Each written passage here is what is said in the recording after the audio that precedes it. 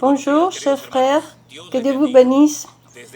Depuis ce bel endroit du Guatemala, je vais partager avec vous aujourd'hui la dévotion qui sera basée sur l'Ancien Testament, dans le livre de Samuel, plus précisément dans le chapitre 1, à partir du verset 24. La parole du Seigneur dit ainsi. Quand elle l'eut sévré, elle le fit monter avec elle et prit 3 taureaux, un épha de farine et une outre de vin. Elle le mena dans la maison de l'Éternel à Silo. L'enfant était encore tout jeune. Ils s'égorgeaient les taureaux et ils conduisirent l'enfant à Ly. Anne dit, « Mon Seigneur, pardon, aussi vrai que ton âme vit, mon Seigneur, je suis cette femme qui me tenait ici près de toi pour prier l'Éternel. C'est pour cet enfant que j'ai prié et l'Éternel a exaucé la prière que je lui ai adressée. Aussi je vais le prêter à l'Éternel. Il sera toute sa vie prêté à l'Éternel. » Et ils se prosternèrent là devant l'Éternel.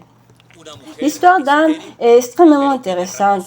Une femme stérile, mais qui a répandu son âme devant le Seigneur parce que son but était de devenir mère.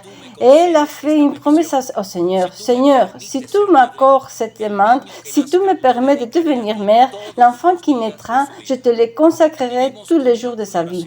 Et nous avons vu comment une prière pratiquement silencieuse, une prière à peine audible, au point que le prêtre Ly la croyait ivre, a été entendue par Dieu. Elle a même attendu le cœur du Seigneur. Et cette femme a pu accoucher de nul autre que Samuel, un grand homme de Dieu qui a eu le privilège d'oindre les 2 premiers rois d'Israël, le roi Saül, celui qui fut rejeté, et le roi David, le père de Salomon. Quel bonheur de savoir que Dieu répond à nos prières de foi lorsque nous prions dans une ligne biblique. Lorsque nous répandons nos âmes devant la présence du Seigneur et que dans la foi, nous nous adressons à lui, le Seigneur nous entend et nous répond. Il s'agit seulement de prière, de savoir patienter dans le Seigneur et dans ces temps d'attente, d'avoir une bonne attitude, sans se plaindre, sans se lamenter, mais avec gratitude envers le Seigneur en disant « Merci car je sais que tu m'as écouté ». Et lorsque Dieu écoute la prière de ses enfants, elle sera exaucée en son temps. Anne n'a pas désespéré.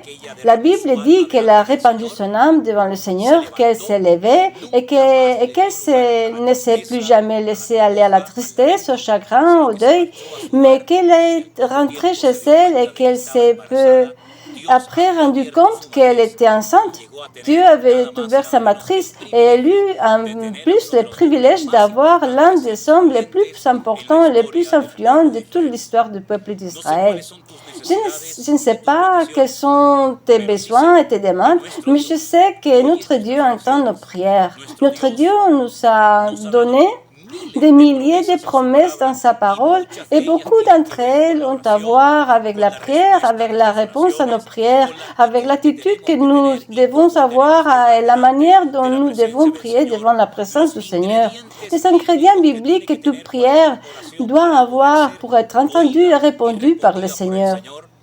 Alors je t'encourage à lire les prières de la Bible, pas seulement la prière d'Anna, mais aussi les prières de Paul, de Moïse, du roi David et celles du Seigneur Jésus-Christ lui-même.